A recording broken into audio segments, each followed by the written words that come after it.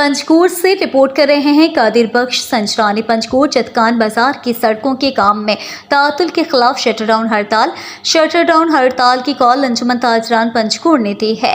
तफसीलात के मुताबिक पंचकूट बाजार की सड़कों के काम में तातुल के खिलाफ शहर में मुकम्मल शटरडाउन हड़ताल है।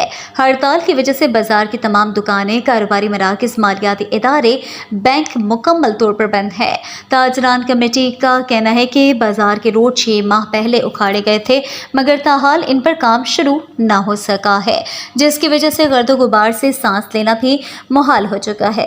ताजुर बरादरी का रोजगार भी मुतासर है। अंजुमन ताजरान का मज़ीद कहना है कि जब तक सड़कों का काम शुरू नहीं किया जाएगा, उस वक्त तक बाजार में शटरडाउन हड़ताल जारी रहेगा और मज़ीद मुतालबात की मंजूरी के लिए अंजुमन ताजरान की कमेटी अपने हज़ारों मेंबरान के हमरा सीपिक रोड पर भी जाकर धरना देगा। अंजुमन ताजरान कमेटी के सदर फरीद नवाज का मज़ीद कहना था कि इस मसले पर हम चीफ सेक्रेटरी तक भी गए थे, इसके बावजूद कोई पेशरफ्त नहीं हो सका।